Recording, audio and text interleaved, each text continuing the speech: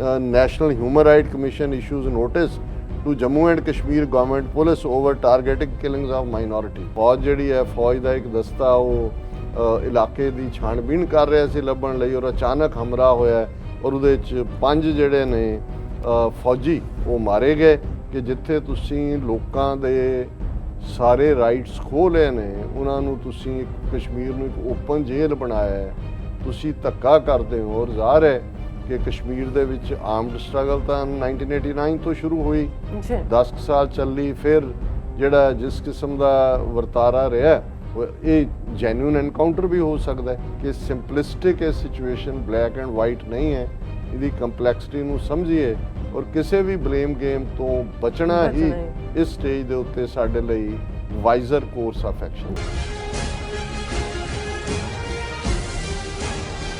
दर्शकों, ब्रेक तो बाद ਤੁਹਾਨੂੰ ਆਪਾਂ ਸਭ ਨੂੰ ਜੀ ਆਇਆਂ ਕਹਿੰਦੇ ਆ। ਸੋ ਵਿਊਅਰਸ, ਹੁਣ ਆਪਾਂ ਗੱਲਬਾਤ ਕਰਨ ਜਾ ਰਹੇ ਹਾਂ ਕਸ਼ਮੀਰ ਦੇ ਹਵਾਲੇ ਨਾਲ ਕਿ ਵਿਊਅਰਸ ਇਹ ਜਾਪਦਾ ਹੈ ਕਿ ਜੰਮੂ ਕਸ਼ਮੀਰ ਸਟੇਟ ਨੂੰ ਇੱਕ ਵਾਰ ਫਿਰ ਬੇਗੁਨਾਹ ਲੋਕਾਂ ਦਾ ਸ਼ਮਸ਼ਾਨ ਘਾਟ ਅਤੇ ਕਬਰਸਤਾਨ ਜਿਹੜਾ ਬਣਾਇਆ ਜਾ ਰਿਹਾ ਹੈ। ਪਿਛਲੇ ਦਿਨੀ ਕਸ਼ਮੀਰ ਵਾਦੀ ਵਿੱਚ ਇੱਕ ਸਿੱਖ ਬੀਬੀ ਜਿਹੜੀ ਕਿ ਸਰਕਾਰੀ ਹਾਈ ਸਕੂਲ ਦੀ ਪ੍ਰਿੰਸੀਪਲ ਸੀ ਅਤੇ ਇੱਕ ਬੇਗੁਨਾਹ ਟੀਚਰ ਨੂੰ ਅਣਪਛਾਤੇ ਦਹਿਸ਼ਤਗਰਦਾਂ ਵੱਲੋਂ ਮਾਰਿਆ ਗਿਆ ਅਤੇ ਹੁਣ ਤਾਜ਼ਾ ਖਬਰਾਂ ਅਨੁਸਾਰ ਜਿਹੜਾ ਪੁੰਛ ਏਰੀਆ ਵਿੱਚ 5 ਫੌਜੀ ਮਾਰੇ ਗਏ, ਜਿਨ੍ਹਾਂ ਵਿੱਚੋਂ 4 ਸਿੱਖ ਸਰਦਾਰ ਹਨ।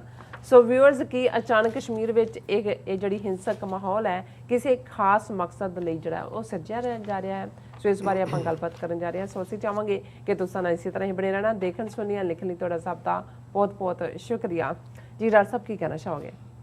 ਦੇਖੋ, ਜਦੋਂ ਵੀ ਕਿਸੇ ਦੁਨੀਆ ਦੇ ਖਿੱਤੇ 'ਚ ਵੀ बेशक वो कन्फ्लिक्ट जोन होए ਜਾਂ ਅਦਰਵਾਈਜ਼ ਕਿਸੇ ਵੀ ਮਾਹੌਲ ਦੇ ਵਿੱਚ, ਜਿਵੇਂ ਅਸੀਂ ਫਰਾਈਡੇ ਦੇ ਪ੍ਰੋਗਰਾਮ 'ਚ ਗੱਲ ਕੀਤੀ ਸੀ ਕਿ ਕਿਵੇਂ ਕੁੰਡੂਜ਼ ਪ੍ਰੋਵਿੰਸ ਜਿਹੜਾ ਅਫਗਾਨਿਸਤਾਨ ਦਾ ਲੱਗਦਾ ਹੈ ਤਾਜਿਕਸਤਾਨ ਨਾਲ, ਉੱਥੇ ਇੱਕ ਮਸਜਿਦ ਦੇ ਵਿੱਚ ਨਮਾਜ਼ ਦੇ ਦੌਰਾਨ, ਜੁਮੇ ਦੀ ਨਮਾਜ਼ ਦੇ ਦੌਰਾਨ ਕਿਵੇਂ ਹਮਲਾ ਹੋਇਆ, ਬਹੁਤ ਸਾਰੀਆਂ ਮੌਤਾਂ, 100 ਤੋਂ ਜ਼ਿਆਦਾ और ਜ਼ਖਮੀ। और ਜ਼ਾਹਰ है कि वो ਸ਼ੀਆ ਜਿਹੜਾ ਫੈਕਸ਼ਨ ਹੈ ਉਹਦੇ ਨਾਲ ਰਿਲੇਟਡ ਮੌਸਕ ਸੀ।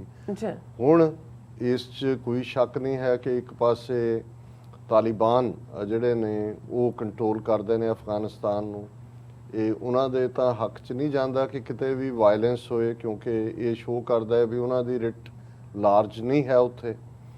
फिर जिहड़ी जिम्मेवारी वो गुरुद्वारा करते प्रवान हमला होए पिछले समय जां ये होए उस तो पहला होर भी वायलेंट घटनावां जिहड़ियां एक दो थावां ते हुंदियां ने, मज़ारे शरीफ, उहदी जिम्मेवारी जिहड़ी है वो उन्हां दी इस्लामिक स्टेट खुरासानी जिहनूं कहा जांदा है उन्हां ने लई।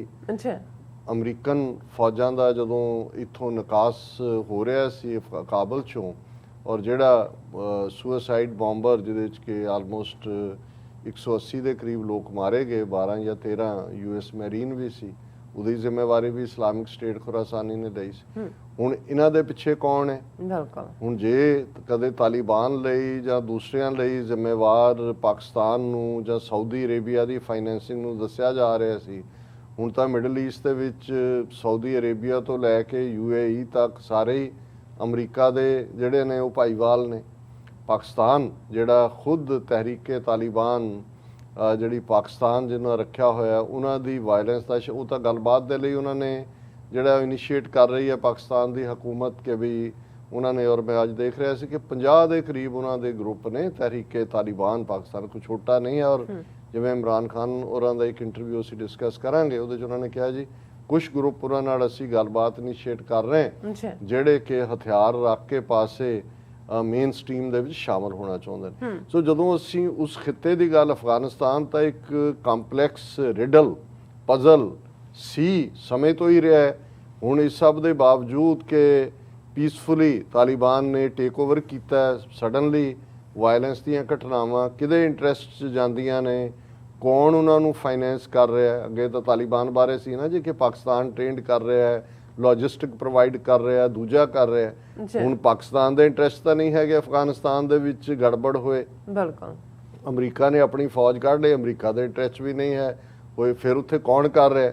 ਭਾਰਤ ਦਾ ਜੇ ਤੁਸੀਂ ਦੇਖੋਗੇ ਟਰੈਕ ਰੈਕਰਡ, ਤੇ ਉਹਨੇ ਨਾ ਜਿਸ ਕਿਸਮ ਦੀ ਤਕਲੀਫ ਉਹਨਾਂ ਨੂੰ ਹੈ ਇਸ ਸਾਰੇ 'ਚੋਂ 15 ਅਗਸਤ ਤੱਕ ਪਹੁੰਚਦੇ ਆ, ਉਦੋਂ ਤੋਂ ਪਹਿਲਾਂ ਤਾਂ ਉਹਨਾਂ ਦਾ ਰਾਜ ਸੀ, 20 ਸਾਲ ਤੇ ਉਹੀ ਰਨ ਕਰਦੇ ਰਹੇ ਨੇ। ਉਹ ਦਹਿਸ਼ਤਗਰਦੀ ਹੋਰ ਦੂਜਾ ਹੋਏ ਤੇ ਉਹ ਕਨੈਕਸ਼ਨ ਕੋਈ ਖਤਮ ਤਾਂ ਨਹੀਂ ਹੋ ਗਏ, ਭਾਵੇਂ ਉਹਨਾਂ ਦੇ ਕੌਂਸੂਲੇਟ ਦੂਜਾ ਤੀਜਾ ਨਿਕਲ ਗਿਆ, ਲੇਕਿਨ ਜਿਹੜੇ ਲੋਕ ਤਾਜ਼ਕਿਸਤਾਨ 'ਚ ਜਾ ਕੇ ਬੈਠੇ ਨੇ ਹੁਣ ਐਵੇਂ ਥੋੜ੍ਹੀ ਉਹ ਮਿਸਟਰ ਸਲੇ ਔਰ ਅਬਦੁੱਲੇ ਦਾ ਮੁੰਡਾ ਜਿਹੜਾ ਉਹ ਮਸੂਦ ਦਾ ਉਹ ਜਾ ਕੇ ਉੱਥੇ ਬੈਠਦਾ ਜਾ ਕੇ। ਹੁਣ ਇਸ ਸਾਰੇ ਦੇ ਚੱਲਦਿਆਂ ਕਿਉਂਕਿ ਇਹ ਬਾਰ-ਬਾਰ ਅਫਗਾਨਿਸਤਾਨ ਵੱਲ ਮੈਂ ਗੱਲ ਇਸ ਲਈ ਲੈ ਕੇ ਜਾਂਦਾ ਕਿ ਅਫਗਾਨਿਸਤਾਨ ਨੇ ਬੀਤੀ ਹਿਸਟਰੀ ਦੇ ਵਿੱਚ ਵੀ ਹਜ਼ਾਰਾਂ ਸਾਲਾਂ ਦੀ ਹਿਸਟਰੀ 'ਚ ਉਸ ਖਿੱਤੇ ਦੀ ਤਾਰੀਖ ਨੂੰ, ਉਸ ਖਿੱਤੇ ਦੇ ਜੋਗਰਾਫੀਏ ਨੂੰ ਔਰ ਕਾਫੀ ਹੱਦ ਤੱਕ ਉਸ ਖਿੱਤੇ ਦੀ ਇਕਨੋਮਿਕਸ ਨੂੰ ਵੀ ਪ੍ਰਭਾਵਿਤ ਕੀਤਾ। ਜਦੋਂ ਮੈਂ ਬਾਰ-ਬਾਰ ਬੁੱਲੇ ਸ਼ਾਹ ਕੋਟ ਕਰਦਾ ਕਿ ਖਾਦਾ ਪੀਤਾ ਲਾਏ ਦਾ ਰਹਿੰਦਾ ਅਹਿਮਦ ਸ਼ਾਹ ਦਾ। ਹੁਣ ਉੱਥੇ ਇਕਨੋਮੀ ਕੀ ਡਿਵੈਲਪ ਹੋਏਗੀ ਜਦੋਂ ਤੁਹਾਨੂੰ ਪਤਾ ਹੈ ਕਿ ਜੋ ਤੁਹਾਡੇ ਕੋਲ ਹੈ ਉਹ ਲੁੱਟਿਆ ਜਾਣਾ ਔਰ ਉਹ ਹਰ ਬਦਲਦੇ ਸੀਜ਼ਨ ਨਾਲ ਕੋਈ 16 ਵਾਰ ਆਇਆ, ਕੋਈ 17 ਵਾਰ ਆਇਆ, ਉਹਨੇ ਲੁੱਟਣੇ।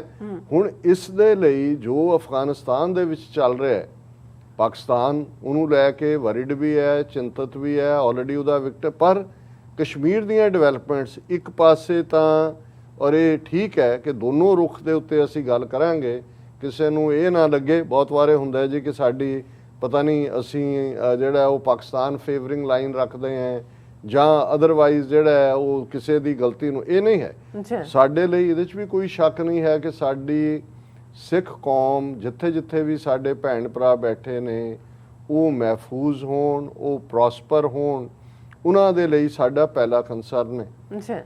ਦੂਸਰਾ ਅਸੀਂ ਇਹ ਦੇਖਦੇ ਹਾਂ ਕਿ ਭਾਈ ਜੂਨ 84 ਤੋਂ ਬਾਅਦ ਜਿਸ ਇੰਡੀਅਨ ਸਟੇਟ ਨਾਲ ਸਾਡੀ ਟੋਟਲ ਵਾਰ ਜਿਹੜੀ ਉਹਨਾਂ ਨੇ ਸਾਡੇ ਤੇ ਥੋਪੀ ਹੋਈ ਹੈ, ਉਹਦੀਆਂ ਚਾਲਾਂ ਕੁਚਾਲਾਂ ਕੀ ਨੇ, ਉਹ ਕਿਹੜੇ ਮੂਵ ਕਰ ਰਹੇ ਨੇ ਔਰ ਉਹ ਮੂਵ ਕਿਵੇਂ ਅਲਟੀਮੇਟਲੀ ਸਾਡੇ ਫੇਟ ਨੂੰ ਪ੍ਰਭਾਵਿਤ ਕਰਦੇ ਨੇ। ਕਿਉਂਕਿ ਜੇ ਅਫਗਾਨਿਸਤਾਨ ਦੇ ਹਵਾਲੇ ਨਾਲ ਦੇਖੀਏ ਤੇ ਉੱਥੇ ਸਿੱਖ ਸੌਫਟ ਟਾਰਗੇਟ ਬਣੇ ਔਰ ਕਿਹਦੇ ਸੌਫਟ ਟਾਰਗੇਟ?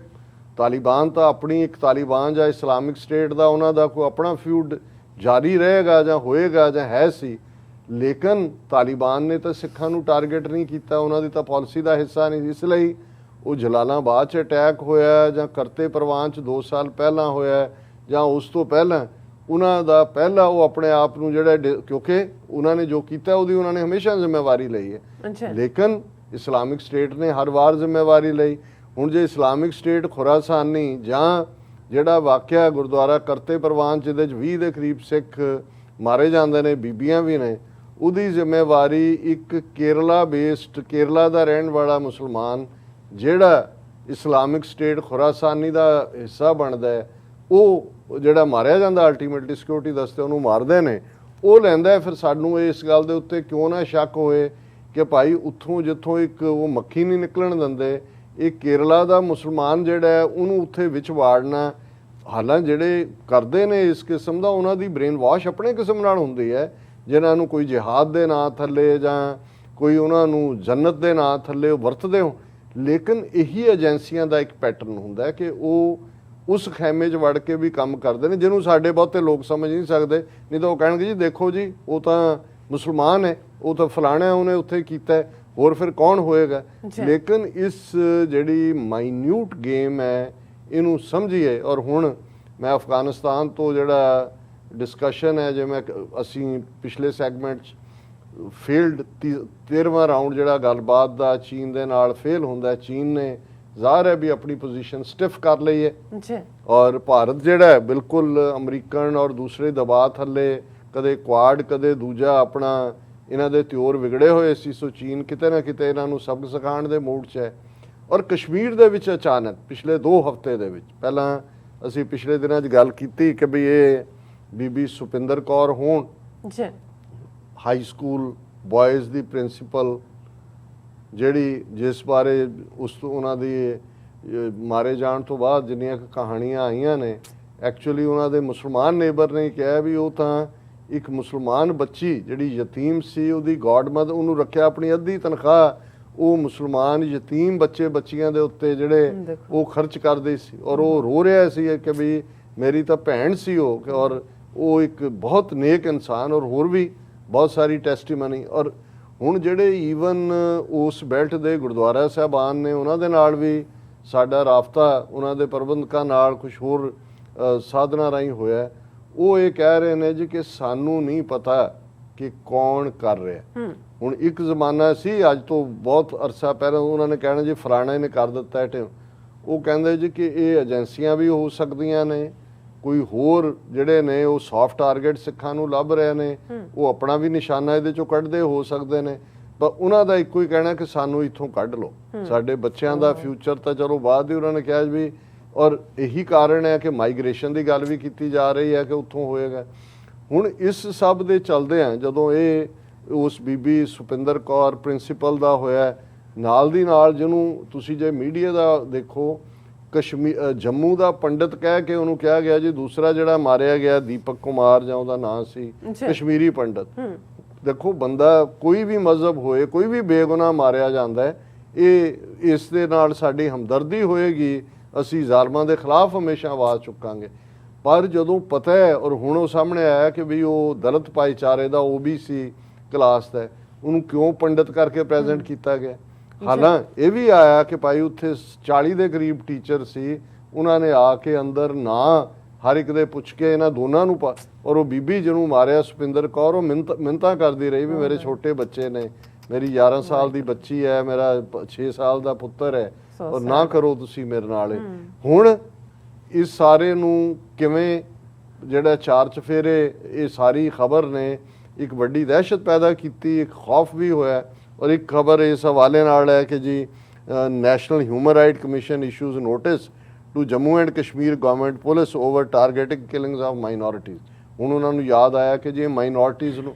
ਹੁਣ ਦੂਸਰਾ ਸਵਾਲ ਇਹ ਹੁੰਦਾ ਹੈ ਕਿ ਜਿੱਥੇ 1 ਮਿਲੀਅਨ ਫੌਜ ਹੈ, ਜਿਵੇਂ ਅਸੀਂ ਸਕੂਲ ਦੇ ਹਵਾਲੇ ਨਾਲ ਗੱਲ ਕੀਤੀ ਸੀ ਕਿ ਵੀ ਉੱਤੋਂ ਲੈਫਟੀਨੈਂਟ ਗਵਰਨਰ, ਕਿਉਂਕਿ ਹੁਣ ਸੈਂਟਰਲੀ ਗਵਰਨਡ ਹੈ, ਉਹ ਆਰਡਰ ਕਰਦਾ ਜੀ 15 ਅਗਸਤ ਨੂੰ ਹਰ ਸਕੂਲ ਦੇ ਬਾਹਰ, ਘਰ ਦੇ ਬਾਹਰ ਝੰਡਾ ਲਹਿਰਾਓ, ਤਿਰੰਗਾ।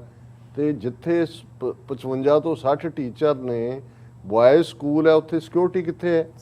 ਕਿਵੇਂ ਆ ਕੇ ਜਿਹੜੇ ਕਾਤਲ ਨੇ ਉਹ ਅੰਦਰ ਆ ਕੇ ਹਰ ਇੱਕ ਦੀ ਪਛਾਣ ਕਰਦੇ ਨੇ, ਉਹਨਾਂ ਦੀ ID ਪੁੱਛਦੇ ਨੇ ਔਰ ਚੁਣ ਕੇ ਜਿਹੜਾ ਉਹ ਟਾਰਗੇਟਡ ਕਿਲਿੰਗ ਕਰਦੇ ਨੇ। ਬਿਲਕੁਲ। ਹੁਣ ਗੱਲ ਅਜੇ ਇਹ ਚੱਲ ਹੀ ਰਹੀ ਸੀ ਔਰ ਕਿ ਭਾਈ, ਔਰ ਇਹਦੇ 'ਚ ਚੰਗੀ ਗੱਲ ਸੀ ਕਿ ਉਹਨਾਂ ਦੀਆਂ ਮੇਨ ਪਾਰਟੀਜ਼ ਵੀ, ਪੋਲੀਟੀਕਲ ਵੀ, ਨੈਸ਼ਨਲ ਕਾਨਫਰੰਸ ਔਰ PDP ਔਰ ਉਹਨਾਂ ਦੇ ਇਮਾਮ, ਉਹਨਾਂ ਨੇ ਆ ਕੇ ਹਮਦਰਦੀ ਦਾ ਇਜ਼ਹਾਰ ਕੀਤਾ। ਉਹਨਾਂ ਦੇ ਮੇਅਰ ਨੇ, ਸਾਡੀ TV 84 ਦੀ ਸਪੈਸ਼ਲ ਰਿਪੋਰਟ ਵੀ ਇਹਦੇ ਤੇ ਸੀ।